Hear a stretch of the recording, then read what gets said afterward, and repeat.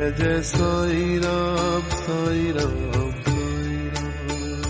जय जय साई राम साई राम साई राम। जय जय साई राम साई राम साई राम। जय जय साई राम साई राम साई राम। जय जय साई राम साई राम साई राम। जय जय साई राम। ओम साई राम। आप सभी का हमारे YouTube चैनल साईं फ़कीर मेरा में हार्दिक स्वागत है। मैं नीतू आपके समझ फिर से उपस्थित हुई हूँ बाबा की इस नई वीडियो के साथ में। इस वीडियो में जानेंगे हम कि किस प्रकार बाबा का पुनः शिरडी आगमन हुआ। आइए जानते हैं संजय जी से। जय साईं राम जी।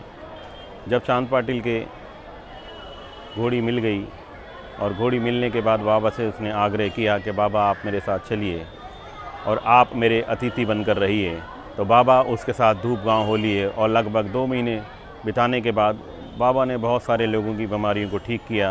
और बाबा ने कहा कि चांद अब मैं जाना चाहता हूँ। तो चांद ने कहा कि बाबा आप कहाँ जाएंगे?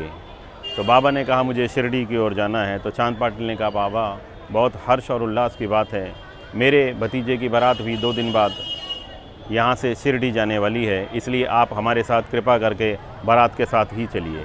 तो बाबा ने उसको कहा ठीक है मैं तुम्हारे साथ ही चलूँगा चांद। इधर शादी की तैयारी ज़ोर शोर से चल रही थी, तभी अचानक चांद पाटिल के पिताजी की तबीयत अचानक से बिगड़ गई और उन्हें ज़ोर से पसीना और सीने में दर्द होने लगा।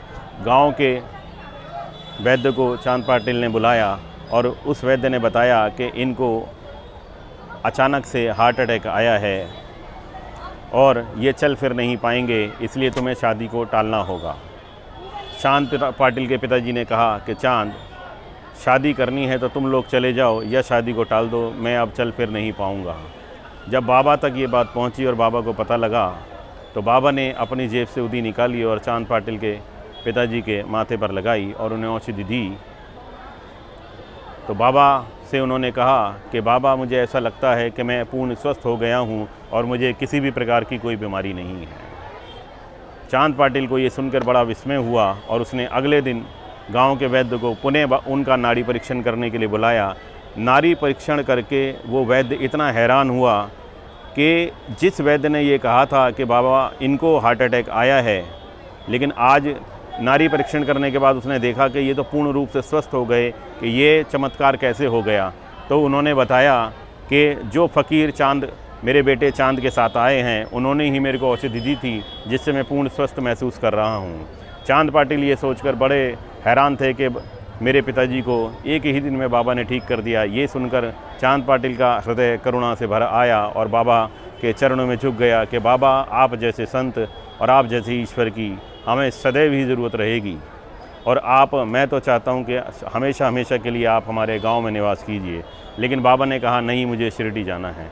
और सब बारात की तैयारी करके बाबा के साथ सब लोग शिरडी की ओर चलने लगे और बाबा भी उस बारात में जाने लगे। इस प्रकार बाबा का शिरडी में पुनः आगमन हुआ। चांद पाटिल के भतीजे की बारात के साथ बाबा शिरडी आ गए। अगले गुरुवार आपसे फिर मुलाकात होगी बाबा की एक नई लीला के साथ। हमारे चैनल को लाइक कीजिए, शेयर कीजिए, सब्सक्राइब कीजिए, क्योंकि मेरा सिर्फ एक ही मोटिव है, जन जन तक बाबा की लीलाओं को पहुंचा सकूं। जय साईं राम। जय जय साई राम साई राम साई राम। जय जय साई राम साई राम साई राम। जय जय साई राम साई राम साई राम। जय जय साई राम।